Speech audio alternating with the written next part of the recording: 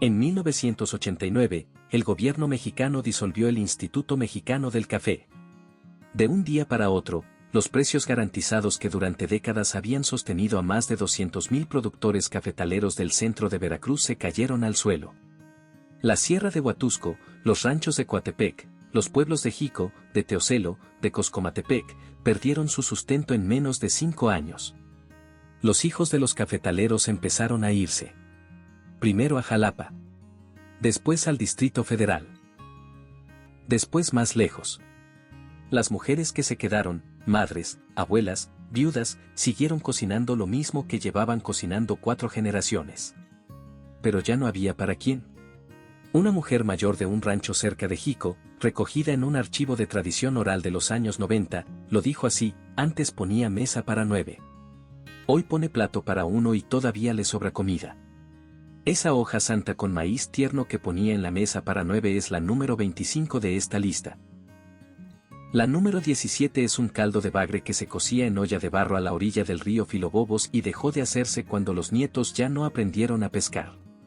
La número 1 era el primer trabajo de cada mañana de toda mujer ranchera de Veracruz, sostuvo la cocina jarocha durante 500 años, y hoy ya casi nadie en la sierra la hace en su forma original. Estas no son recetas. Son la huella de una cocina que se quedó sin manos. Veracruz ranchero no se vació por la pobreza. Se vació por una decisión política, por una crisis económica que desmontó pueblos enteros, y por una migración que fue de ida sin vuelta. Cada platillo de esta lista lo cocinó alguien que ya no está, en una cocina donde hoy no vive nadie. Suscríbete antes de empezar. Porque lo que vas a ver aquí, en 20 años no lo va a contar nadie. Vamos con las 25 comidas que nacieron en los ranchos de Veracruz y se perdieron con la migración. Número 25. Sopa de hoja santa con maíz tierno. 3 hojas santas grandes recién cortadas del traspatio, una taza de granos de maíz tierno arrancados de la mazorca, una cebolla mediana, un trozo de manteca de puerco, sal de grano. Eso era la lista entera de ingredientes. Las hojas se desvenaban a mano y se freían apenas en la manteca caliente hasta que soltaban ese olor entre anís, pimienta y monte que ningún condimento industrial reproduce. Después se les echaba el agua hirviendo, el maíz tierno, la cebolla.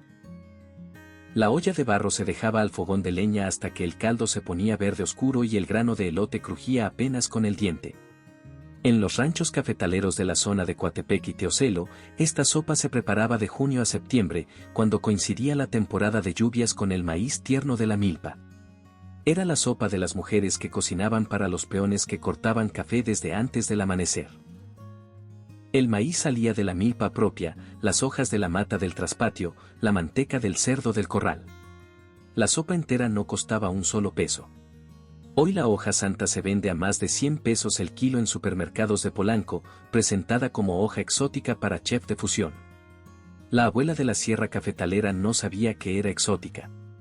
Sabía que sin ella la sopa no era sopa, y que el monte la regalaba a quien supiera reconocerla.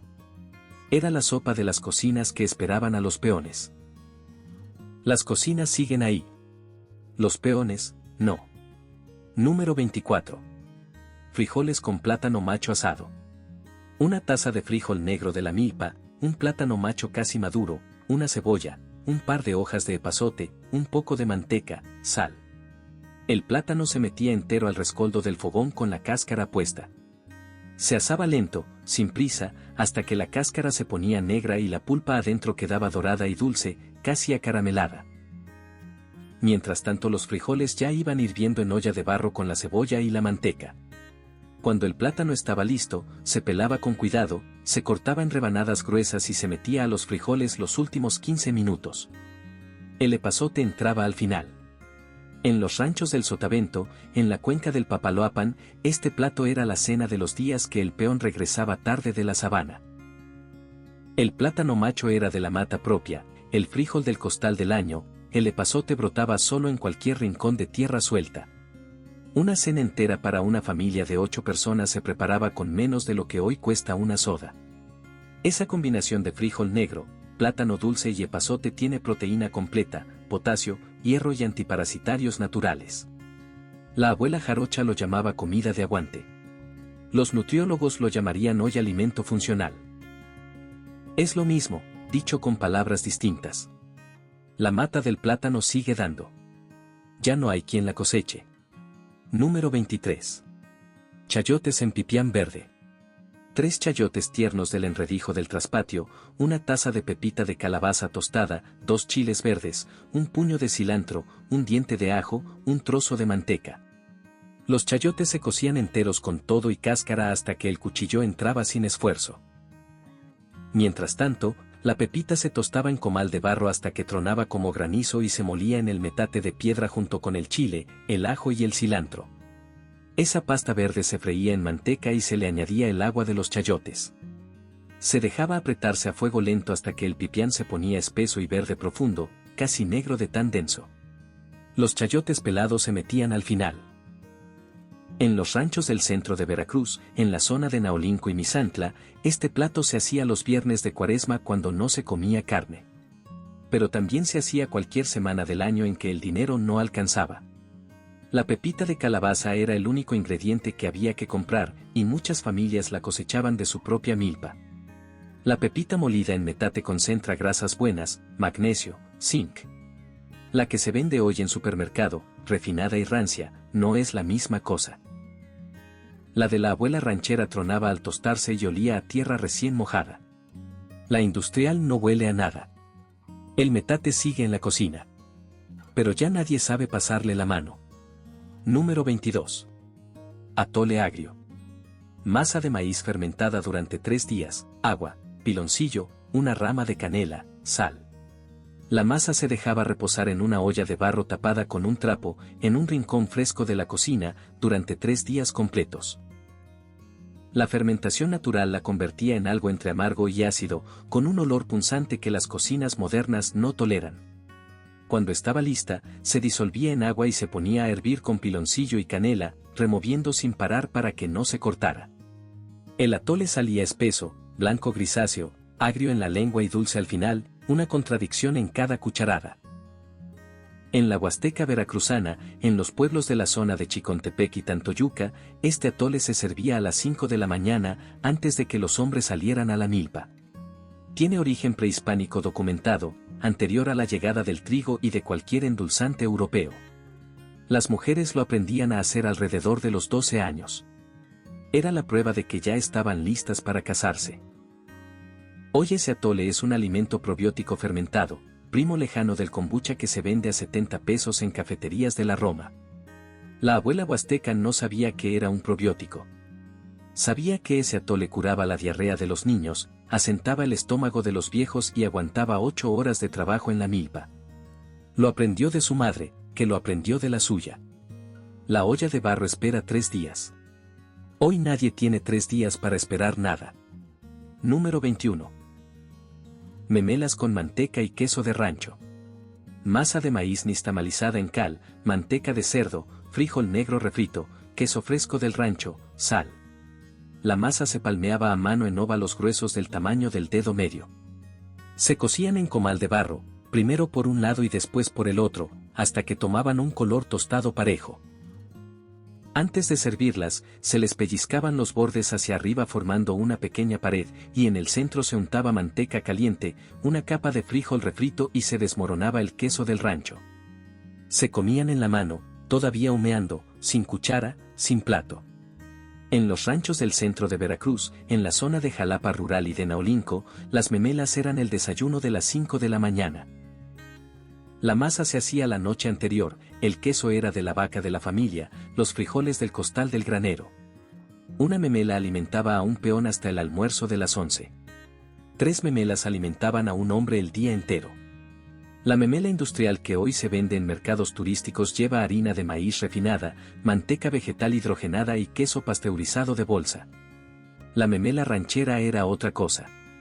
Era nixtamal de cal, manteca pura del cerdo del año, queso cuajado con cuajo natural. Misma forma. Comida distinta. Era el desayuno que sostenía un día entero. Hoy ya no hay días así. Número 20. Acamayas en Chile. 20 acamayas frescas pescadas del río, un par de chiles secos, un jitomate maduro, un diente de ajo, una cebolla, manteca, sal. Las acamayas son langostinos de río, parientes pobres del camarón. Las acamayas se lavaban vivas en agua de río y se ponían a freír enteras, con todo y caparazón, en manteca caliente hasta que tronaban y se ponían rojas. Mientras tanto, los chiles se asaban en el comal junto con el jitomate, el ajo y la cebolla, y todo se molía en molcajete de piedra. Esa salsa se vaciaba sobre las acamayas, se dejaba apretarse 5 minutos, y listo. Se comían a mano, chupando los caparazones para sacarles el último sabor. En los ranchos cercanos a los ríos de la Sierra Norte de Veracruz, en la zona de Tlapacoyan y Martínez de la Torre, las acamayas se pescaban con redes de hilo a la luz de la luna. Era trabajo de hombres jóvenes que conocían el río de noche. Una pesca buena alcanzaba para 3 familias. Una pesca mala, para una. Pero rara vez se regresaba con las manos vacías. Hoy los ríos veracruzanos están contaminados por los ingenios, por las cafeticultoras químicas, por los desechos de los pueblos crecidos sin drenaje. Las acamayas todavía existen, pero menos, más chicas, más raras.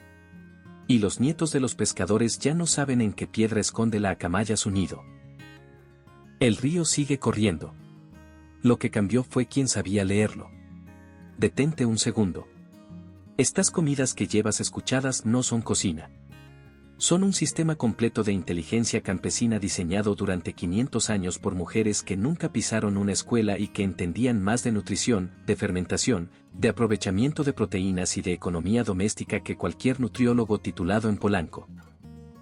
Cuando una abuela ranchera de la Sierra de Songolica te servía frijol negro con epazote, plátano macho asado y tortilla de maíz nixtamalizado, no estaba siendo nostálgica ni pintoresca.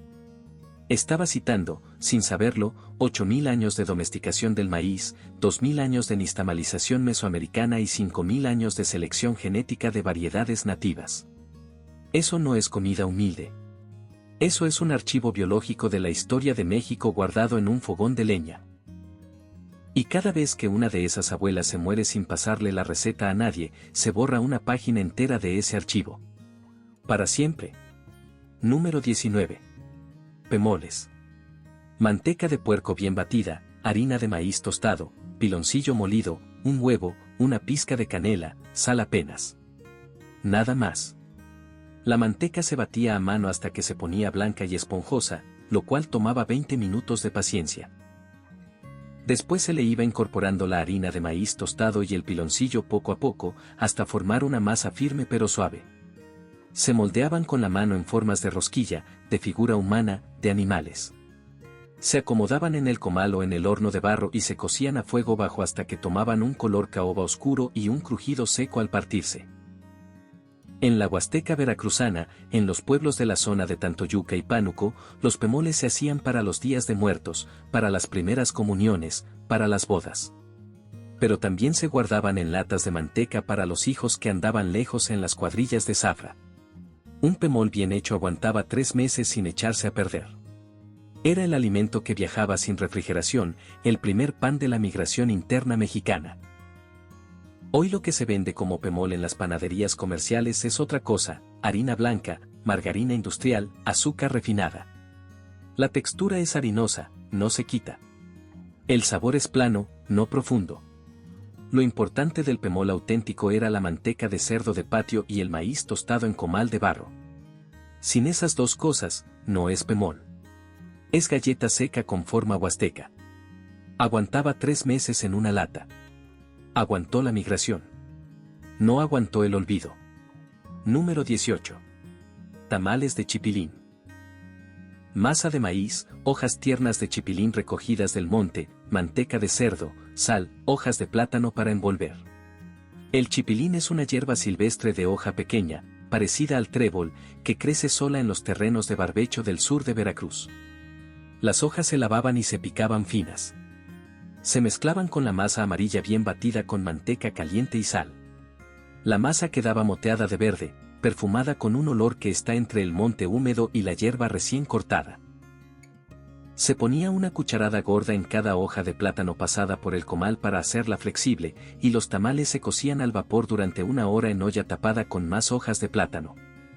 En los ranchos del sur de Veracruz, en la zona de Acayucan y de Sayula, los tamales de chipilín eran la cena de los días en que no había carne. El chipilín no se sembraba. Se cosechaba caminando entre los surcos. Las niñas pequeñas eran las encargadas de juntarlo después de la escuela. Una canasta de chipilín alimentaba a una familia entera con tamales para 2 días. El chipilín contiene calcio, hierro y un compuesto suave con efecto sedante natural. Por eso los tamales de chipilín tradicionalmente se daban a los niños inquietos antes de dormir. La abuela del sur no leía estudios, pero sabía que el niño que comía chipilín dormía.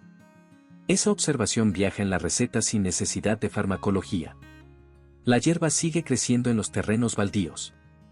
Ya nadie se agacha a cortarla. Número 17. Caldo de bagre con epazote.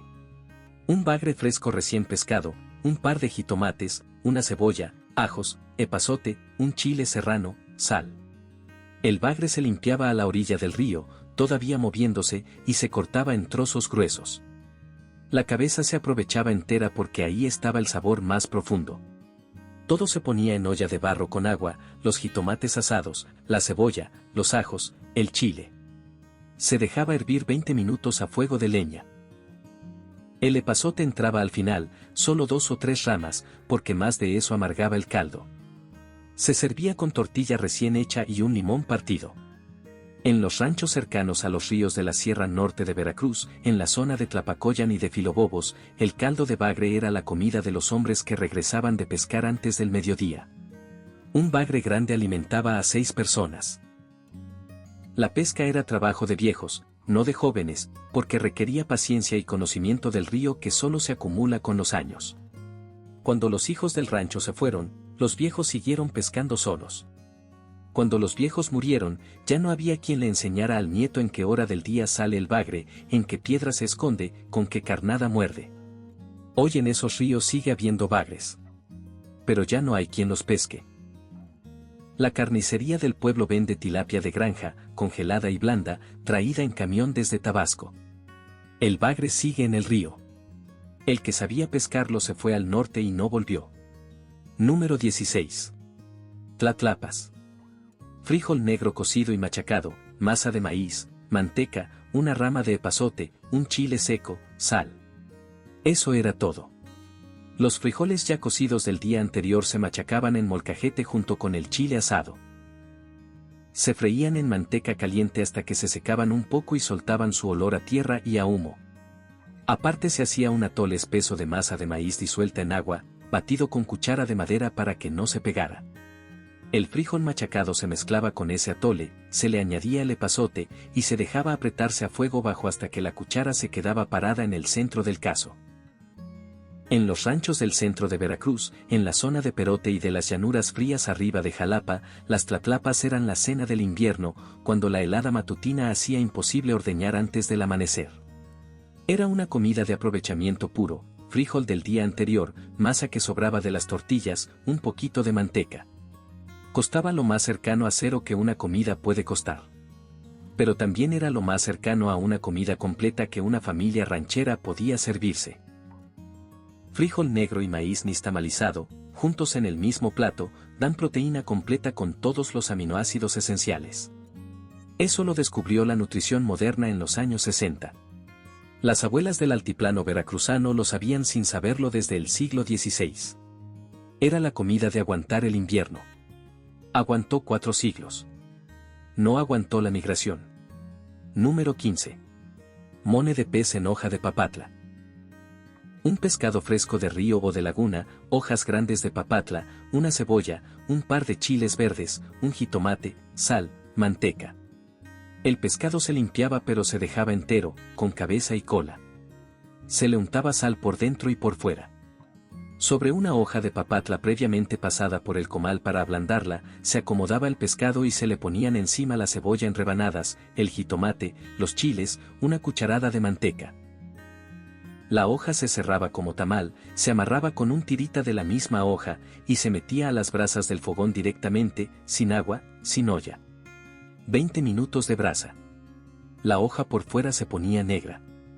Por dentro, el pescado quedaba blanco, tierno, perfumado con el sabor herbal de la papatla.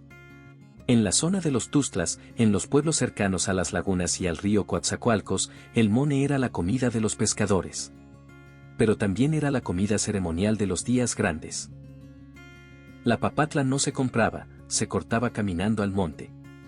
Cada hoja era un plato, una olla, un sazonador y un envoltorio al mismo tiempo. Cero residuo. Cero traste que lavar. Hoy en los Tuzlas el mone sigue existiendo en algunos restaurantes turísticos, hecho con hojas compradas en el mercado y pescado de granja. Es otra cosa. La hoja de papatla cortada de su propio mata, todavía con olor a monte, no se reproduce. Y los pescadores que sabían qué día y qué hora era el correcto para meterse a la laguna se fueron primero a los pozos petroleros de Coatzacoalcos y después más lejos. El mone era el pescado y la olla y el plato, todo en una hoja. Hoy ni la hoja se corta. Aquí hay que parar y decirlo con todas sus letras. Estas comidas no se perdieron porque las mujeres rancheras de Veracruz se aburrieran de cocinarlas. No se perdieron porque la generación nueva las despreciara. No se perdieron porque eran malas, ni porque eran difíciles, ni porque el mundo cambió. Eso es lo que te quieren hacer creer. La verdad es otra. La verdad tiene fecha y tiene firma. En octubre de 1989, el gobierno de Carlos Salinas de Gortari disolvió el Instituto Mexicano del Café, el INMECAFE, que durante 19 años había garantizado precios mínimos a los productores y comprado la cosecha completa. La medida se justificó como modernización. Lo que pasó después no fue modernización.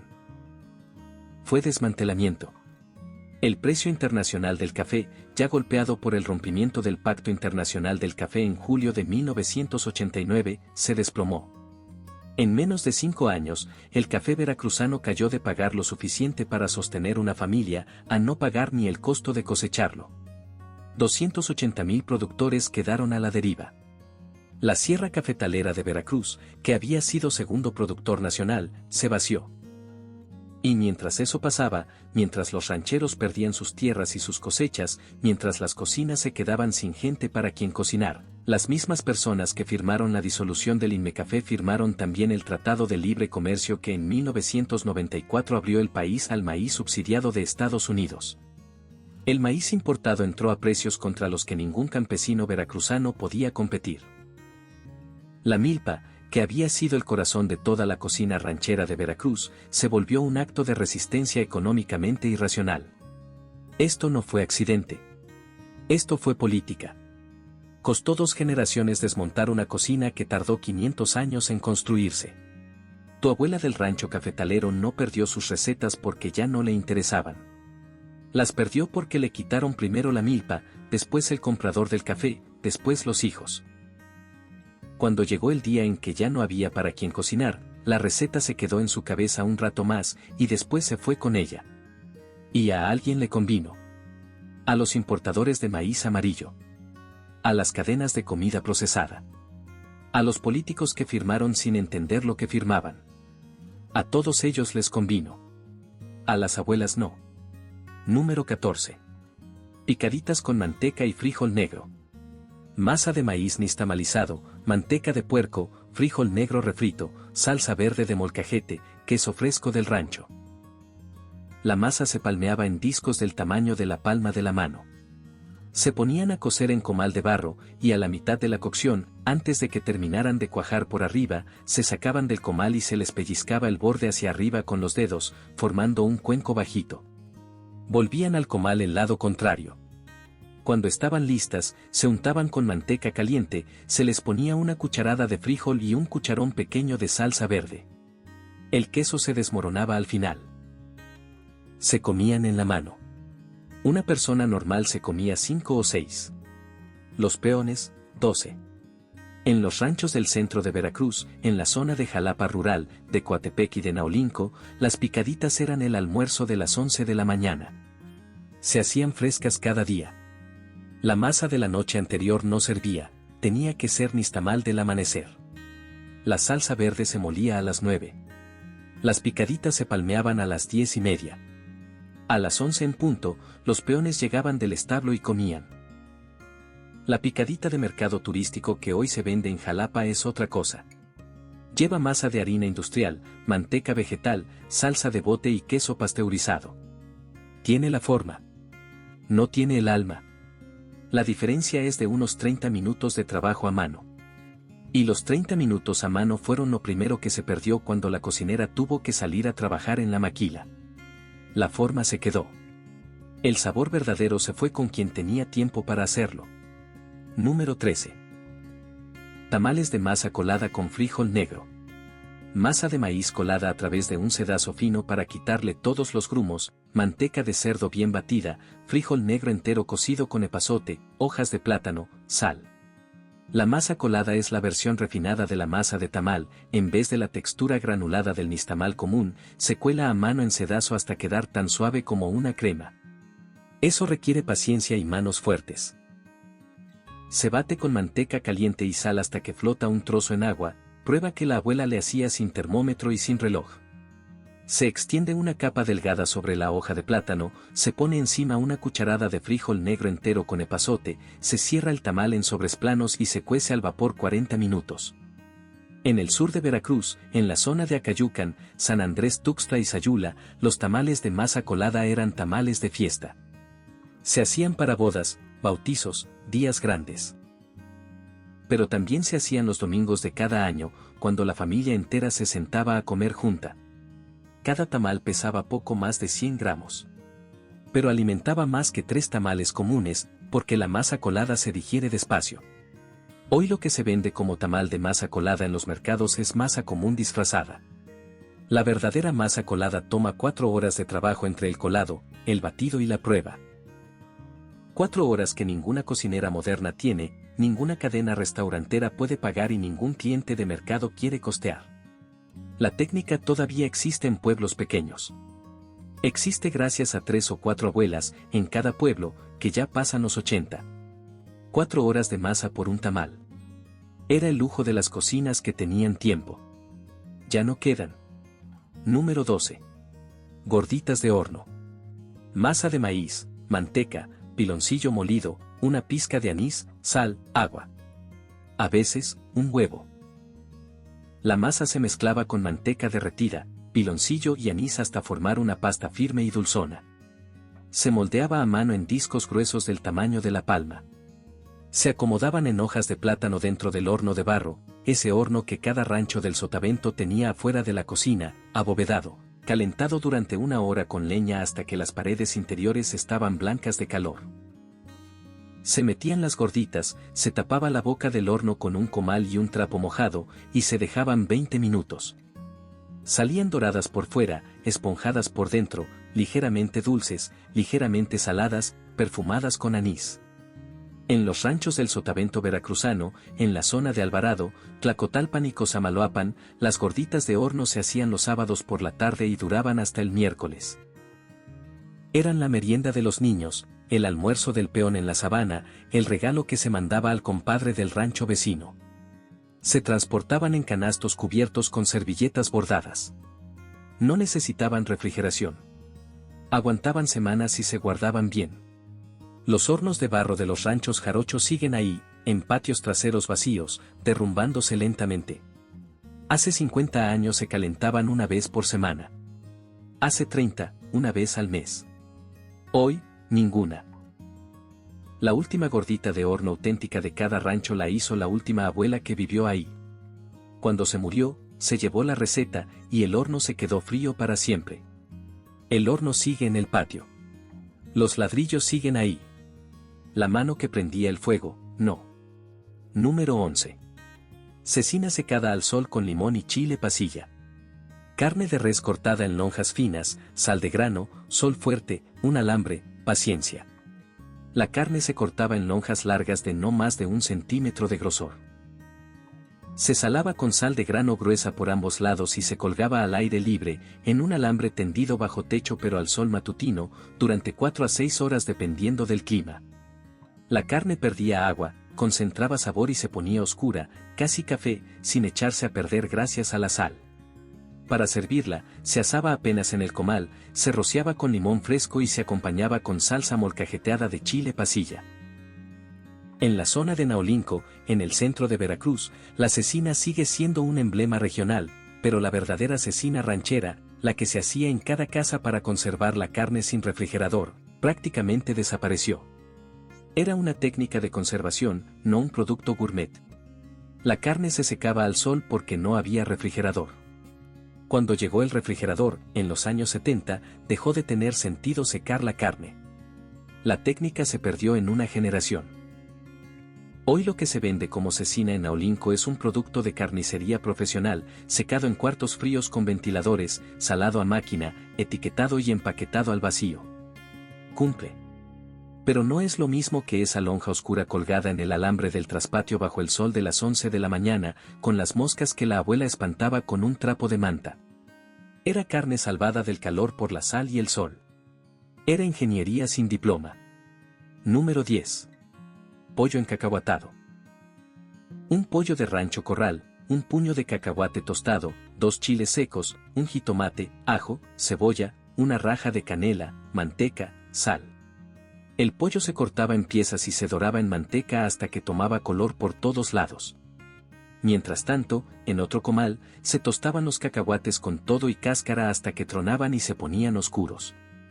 Se molían en metate de piedra junto con los chiles asados, el jitomate, la canela, el ajo y la cebolla. Esa pasta espesa se freía en manteca y se le añadía el caldo donde se había hervido el pollo. Cuando empezaba a apretarse, se metían las piezas de pollo. 15 minutos a fuego bajo. El encacahuatado quedaba color tabaco oscuro, espeso, con un fondo aromático que mezclaba el cacahuate tostado y la canela. En los ranchos del Sotavento, en los pueblos del Papaloapan ranchero, el pollo encacahuatado era el plato de los domingos. El pollo era de la propia familia, criado en el corral, alimentado con maíz de la milpa. El cacahuate se sembraba en pequeños surcos al lado de la milpa, costumbre que sigue documentada en los censos agrícolas hasta los años 80. Hoy esa costumbre prácticamente desapareció, el cacahuate de la cocina mexicana viene importado, principalmente de Argentina y de China.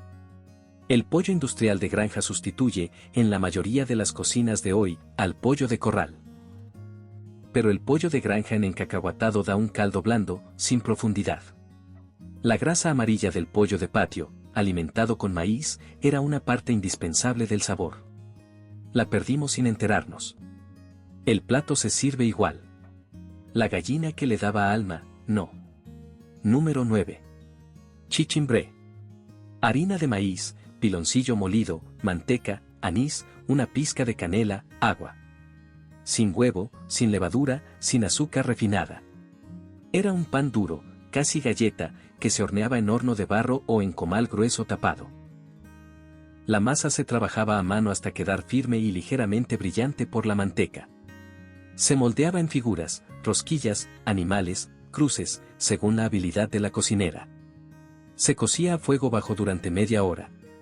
Salía oscura, dulce, aromática a anís. Aguantaba semanas en una lata, lo cual la hacía el alimento ideal para los hijos que se iban a estudiar fuera o para los hombres que se iban a las cuadrillas. En la Sierra Cafetalera de Veracruz, en la zona de Coatepec, Jico y Coscomatepec, el chichimbré se hacía cada 15 días en hornos comunitarios. Las mujeres del rancho llevaban su masa, esperaban turno, sacaban el chichimbré ya horneado en canastos cubiertos. Era un evento social tanto como una operación de cocina. Las recetas circulaban entre vecinas en esos turnos de horno. Las muchachas aprendían a moldear viendo a las mayores. Cuando los hornos comunitarios se dejaron de prender. Porque ya no había gente suficiente en el rancho para juntar el calor de un horno entero, el chichimbré dejó de hacerse en colectivo. Se quedó en una o dos familias por pueblo, las que todavía tenían horno propio. Hoy, en muchos pueblos cafetaleros, el chichimbré solo se prepara una vez al año, para Día de Muertos, hecho por la abuela más vieja, con la receta apenas viva en su cabeza. Era pan de la sierra. Hoy es recuerdo de la sierra. Número 8. Chile atole de elote tierno. Granos de elote tierno, masa de maíz, agua, un chile verde, una rama de epazote, sal. Los granos de elote se cortaban de la mazorca con cuchillo. La mitad se molía cruda en metate hasta hacerse leche. La otra mitad se quedaba entera. Aparte se disolvía un poco de masa de maíz en agua para hacer un atole espeso. Todo iba a la olla de barro al fuego, el atole, los granos enteros, la leche de elote, el chile verde entero, el epazote. Se removía sin parar, sin que se cortara, sin que se quemara. 20 minutos de cuchara de madera y paciencia. Salía un atole espeso, color amarillo verdoso, dulce por el elote, picosito por el chile, herbal por el epazote. Una contradicción en cada cucharada, igual que el atole agrio. En todas las regiones rancheras de Veracruz, en distintas variantes, el chile atole se preparaba en julio y agosto, cuando la milpa daba el elote tierno. Era una comida estacional pura.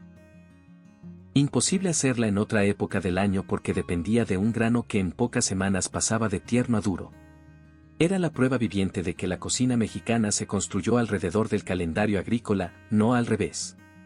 Cuando la milpa familiar dejó de sembrarse en muchos ranchos veracruzanos, efecto directo del maíz importado del TLC, el chile atole perdió su materia prima. El elote tierno del rancho propio era irreemplazable. El elote del mercado, cosechado más maduro para resistir el transporte, no daba la misma leche dulce ni la misma textura. La receta sobrevive solo donde sobrevive la milpa. Cada vez en menos lugares. Lo que sostenía el chile atole no era la receta. Era la milpa. Y a la milpa la mataron primero. Número 7. Chocolate de metate. Cacao tostado, almendra, una raja de canela, piloncillo molido, masa de maíz, agua o leche. El cacao se tostaba en comal de barro hasta que tronaba y soltaba su olor profundo. Se molía caliente en metate de piedra junto con la almendra, la canela y el piloncillo, hasta convertirse en una pasta densa y oscura, casi negra, que la cocinera moldeaba en barras o en discos y dejaba secar al aire. Para servirlo, se rallaba un poco de esa pasta en agua hirviendo, se le añadía un poco de masa de maíz disuelta para espesar y se batía con molinillo de madera hasta que sacaba espuma. Se servía en jícara. Se tomaba caliente, espumoso, denso. En los ranchos cafetaleros de Veracruz, los mismos ranchos donde se sembraba café, también se sembraba cacao en pequeñas cantidades, especialmente en la zona húmeda de Misantla, de Absalán, de Vega de Alatorre. El chocolate de metate era el desayuno del domingo, el regalo de la visita, el remedio para el frío de la sierra. La pasta de chocolate hecha a metate dura un año entero sin echarse a perder, lo cual la hacía un alimento de despensa, no de fiesta. Hoy lo que se vende como chocolate mexicano en supermercado es otra cosa, cacao molido a máquina, mezclado con azúcar refinada y grasas vegetales, prensado en polvos solubles. La pasta de cacao molida en metate, todavía caliente, batida a mano, está prácticamente extinta como práctica doméstica. Existen algunos talleres artesanales, vendida a precio gourmet a turistas. Las abuelas que la hacían en su cocina, para su familia, para tomarse un domingo en la mañana en jícara de barro, ya no están. Lo que tomamos hoy lleva el nombre. Pero el chocolate auténtico se quedó en las piedras del metate. Aquí es donde se vuelve personal. Si tú creciste en un rancho de la Sierra Cafetalera de Veracruz, o en un pueblo del Sotavento, o en una hacienda azucarera del centro, y a los 20 años te subiste al autobús que te llevó a Jalapa, al Distrito Federal, a Reynosa, sabes exactamente de qué estoy hablando.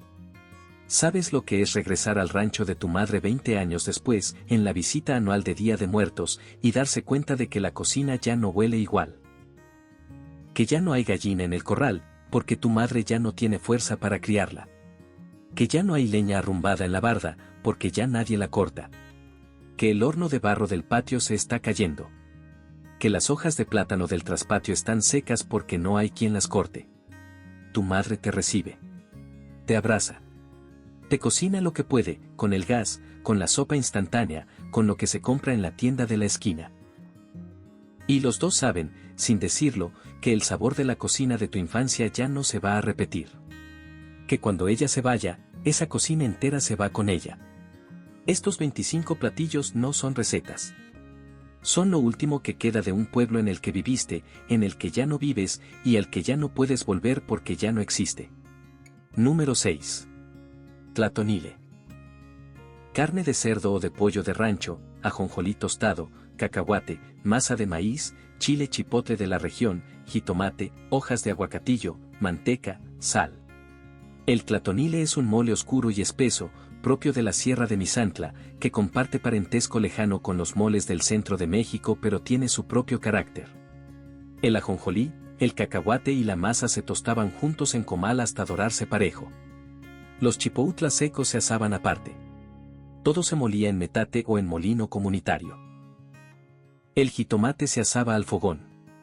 Las hojas de aguacatillo se ponían frescas. Todo se freía en manteca caliente y se le añadía el caldo donde se había cocido la carne. La salsa apretaba lentamente hasta que quedaba como betún. La carne entraba al final. En la Sierra de Misantla, en pueblos como Naolinco, Yecuatla, Colipa, el tlatonile se hacía para los días grandes, bautizos, bodas, fiestas patronales. Pero también lo hacía cualquier mujer ranchera el día que llegaba a comer un compadre o un yerno. Era el plato de honor, el que decía sin palabras tienes mi respeto. Su preparación tomaba todo un día. Por eso era plato de visita, no de diario. El tlatonile sigue existiendo en algunos pueblos de la sierra. Pero la fórmula auténtica, con hojas de aguacatillo del monte propio, con chipotle de la región, con masa de la milpa, con cerdo de patio alimentado con maíz. Se hace cada vez en menos casas. Lo que se sirve en los restaurantes turísticos de Naolinco lleva el nombre. Pero usa pasta de mole comprada, hojas secas de aguacate, chipoutlas de bote. Es otra cosa con la misma palabra. Era el plato del respeto. Hoy se sirve sin saber a quién se le está faltando. Número 5. Frijoles con sonequí. Frijol negro, hojas y guías tiernas de sonequí recogidas del monte, masa de maíz para hacer chochollones, manteca, ajo, sal. El sonequí es una enredadera silvestre de la sierra, prima lejana del frijol, cuyas hojas y guías tiernas se cosechan caminando entre las milpas. Las hojas se lavan y se cortan gruesas. Los frijoles negros se cocen primero en olla de barro con ajo, manteca y sal. Cuando ya están tiernos, se les añaden las hojas de sonequí y se forman bolitas de masa de maíz con un hoyito en el centro, los chochollones, que se echan al caldo. Los chochollones se cuecen en 15 minutos. El frijol queda con sabor a hierba fresca, a tierra, a humo de leña. Los chochollones, esponjosos por fuera, ligeramente crudos en el centro. En la Sierra de Songolica, en los pueblos nahuas de la zona de Tehuipango, Tlaquilpa y Atlahuilco, los frijoles con sonequí son el plato de los meses de lluvia, cuando la enredadera brota fuerte en los terrenos de barbecho. Es comida indígena nahua, anterior a la conquista, con 5 siglos documentados de continuidad. Se prepara igual hoy que en el siglo XVI. La diferencia es que cada vez se prepara menos. La Sierra de Songolica perdió, según el censo de 2020, casi 1/5 parte de sus habitantes en 30 años. La mayoría son los jóvenes. Cuando los jóvenes nahuas se fueron a Puebla, al Distrito Federal, a las maquilas del Bajío, las viejas siguieron cocinando sonequí para sí mismas. Pero el monte se está perdiendo. El sonequí necesita milpas vivas para crecer, y las milpas que se quedan sin sembrar se llenan de monte cerrado donde el sonequí ya no prospera.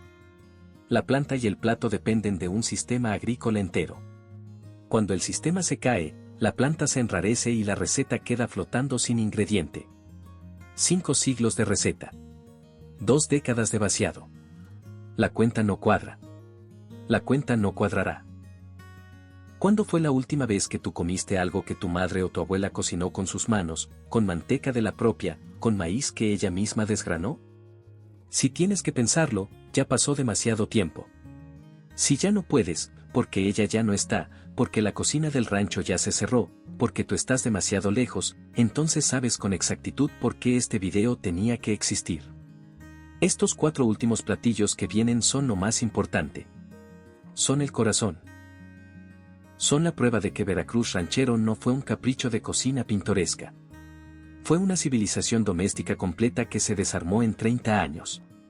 Aprende 1. Cocínalo el domingo. Llámale a tu madre, si todavía la tienes, y pídele que te explique cómo lo hacía la suya. No para hacer un video. Para que la receta pase. Si no pasa por ti, no pasa por nadie. Número 4. Pollo en chiltepín.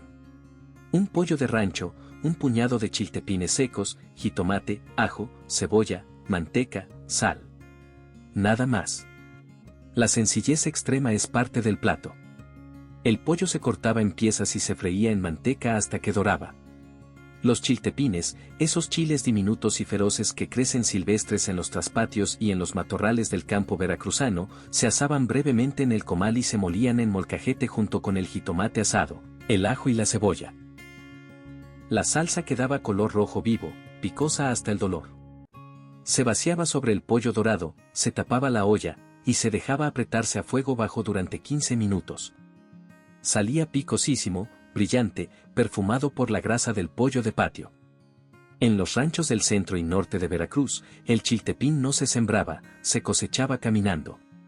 Cada planta da puñados pequeños de chiles, y la cosecha era trabajo de niños, que llenaban canastas en los traspatios y en los caminos rurales. Una bolsa de chiltepines secos guardada en la alacena daba para todo el año. Era el chile de la independencia, lo daba el campo gratis, sin trabajo de siembra. El chiltepín sigue existiendo. Pero la cosecha de chiltepín como práctica social, niños caminando con canastas, abuelas guardando chiles en frascos de vidrio para el año, se acabó.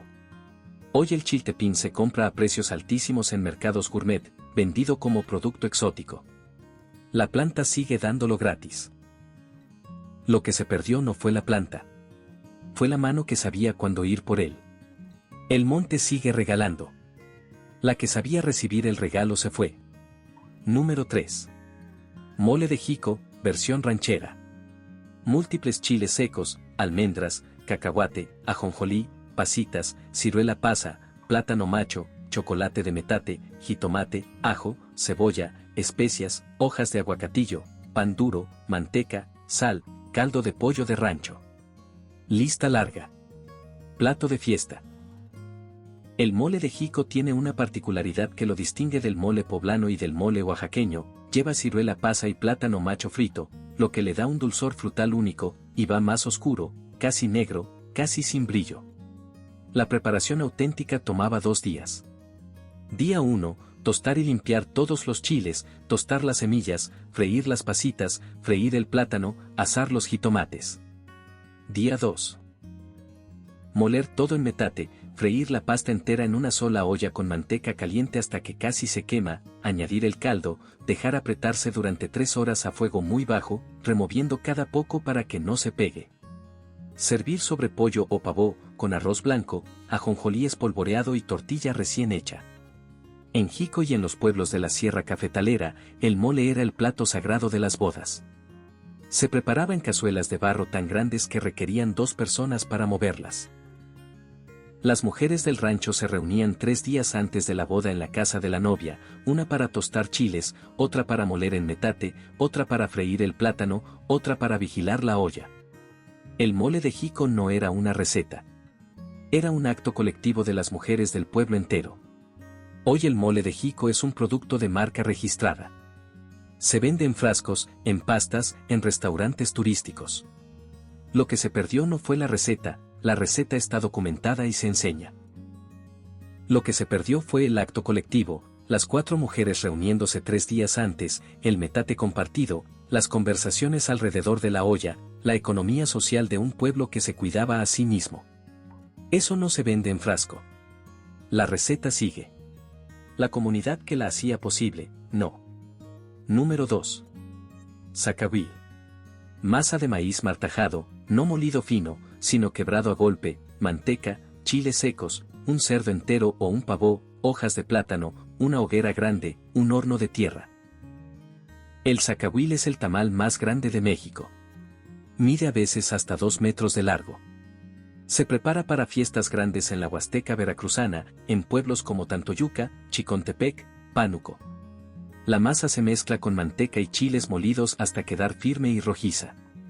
Se extiende sobre una capa enorme de hojas de plátano, se acomoda encima un cerdo entero despresado o un pavó, se cubre con más masa, y se envuelve todo formando un cilindro gigante. Se mete en un horno de tierra cavado en el suelo, lleno de leña encendida, y se cuece toda la noche, 12 horas, vigilado por turnos por los hombres del pueblo. Se desentierra en la mañana. La masa por fuera está dorada, casi negra. Por dentro, la carne está tan tierna que se desmenuza con los dedos. Alimenta a 200 personas. El zacahuil es comida ceremonial pura. No se hace para una familia. Se hace para una boda, para una fiesta patronal, para un velorio grande. Es el tamal de la comunidad reunida, la prueba de que el pueblo todavía puede juntarse a cocinar y comer. La Huasteca veracruzana ha hecho zacahuil durante por lo menos 400 años, en variaciones documentadas desde los códices coloniales. Hoy el zacahuil se sigue haciendo. Pero los pueblos donde se prepara cada vez son menos, y los grupos de gente que se juntan a hacerlo son cada vez más viejos. La generación que hoy tiene 40 años vio hacer el zacahuil de niños, pero pocos aprendieron a moverlo a los 20. Cuando la generación de los abuelos se vaya, el zacahuil va a quedar en manos de muy pocos. Es la diferencia entre una tradición viva y una tradición que se hace para foto. Estamos en la frontera. 12 horas de horno. 200 comensales. 4 siglos de continuidad. Una generación de distancia del olvido. Número 1. Tortilla de maíz criollo en comal de barro. Maíz criollo de la milpa propia, agua, cal, manos, comal, fuego de leña. Antes del amanecer. 4:30 de la mañana. La mujer ranchera se levanta. Saca el maíz que dejó nixtamalizando la noche anterior, granos cocidos en agua con cal, lavados, hinchados, listos. Lo lleva al metate de piedra. Se hinca. Empieza a moler. La piedra rasca el maíz hasta convertirlo en masa suave, blanca o amarilla según el grano. Tarda media hora si la abuela tiene fuerza, 1 hora si la artritis ya empezó. Pero no para hasta que la masa está fina. Mientras tanto, prende la leña en el fogón. Pone el comal de barro a calentar. Toma una bolita de masa, la palmea entre las manos hasta que es disco delgado y redondo, perfecto sin necesidad de prensa. La pone en el comal. 30 segundos por un lado. 30 segundos por el otro. La tortilla se infla, suelta vapor, huele a maíz caliente y a humo. Se acomoda en una servilleta. Empieza la siguiente. Y la siguiente. 100 tortillas para el día. Para los hijos. Para el marido. Para los peones. Para los compadres que van a llegar a comer. 4 horas de trabajo cada amanecer. 365 días al año.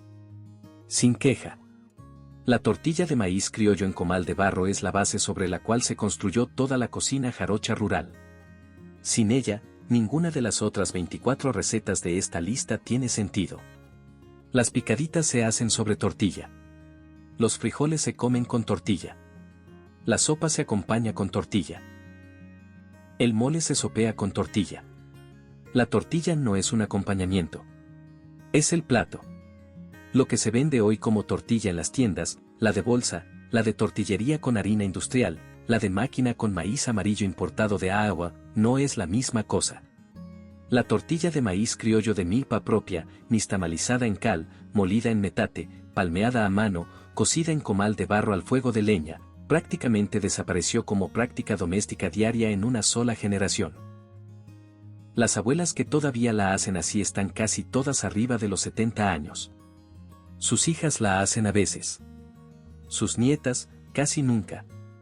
Y cuando esas abuelas se mueran, sin que nadie aprenda en serio el ritmo del comal, la temperatura de la leña, el punto exacto del nixtamal, esa tortilla, la verdadera, la madre de toda la cocina mexicana, se va a haber perdido en menos de 100 años.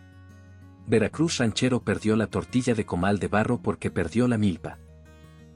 Perdió la milpa porque perdió a los hijos. Perdió a los hijos porque el campo dejó de pagar. Y el campo dejó de pagar porque alguien firmó papeles que decían que eso era progreso. Cada tortilla industrial que se come hoy en este país es una pequeña derrota silenciosa contra la abuela del rancho. Cada vez que alguien todavía nixtamaliza, todavía muele, todavía palmea, todavía prende leña, esa abuela vuelve por unas horas. Era el primer trabajo de cada amanecer. Sostuvo 5 siglos de cocina ranchera. Está a una generación del olvido. Si no aprendes a hacerla tú, ya no la hace nadie. Mi reto para ti esta semana, cocina una de estas. Solo una. La sopa de hoja santa, los frijoles con sonequi, las picaditas, el chile atole. Pero cocínala en serio. sin sustituciones. Con la hoja, con el maíz, con la manteca, con el tiempo. Y siéntate a comerla en la mesa, no de pie en la cocina, no frente al televisor. Si tienes hijos, llámalos a la mesa. Si no los tienes, llama a un sobrino, a un vecino, a tu madre si todavía la tienes. Que alguien más vea la receta hacerse. En los comentarios cuéntame qué cocinaste y de qué pueblo de Veracruz era tu familia. Quiero saber si en Jico el chichimbré se hacía con anís o con canela. Quiero saber si en la Huasteca el zacahuil se sigue prendiendo cada año o ya nada más cada 2. Quiero leer en los comentarios el nombre de cada rancho, de cada pueblo cafetalero, de cada hacienda azucarera, de cada ribera de río donde alguna de estas comidas todavía se hizo alguna vez. Cada nombre que ustedes pongan abajo es un mapa que estamos levantando entre todos. Porque esto que estás viendo no es un video. Es un acto de archivo. Cada vez que un mexicano cocina una de estas recetas, una abuela ranchera que ya no está sigue viva un día más en la cocina del que la recuerda. La sierra cafetalera se vació. Los pueblos del Sotavento se quedaron sin gente joven. Pero mientras quede uno solo de ustedes que prenda el comal de barro, palmee una tortilla y la coma despacio, Veracruz ranchero no termina de morir.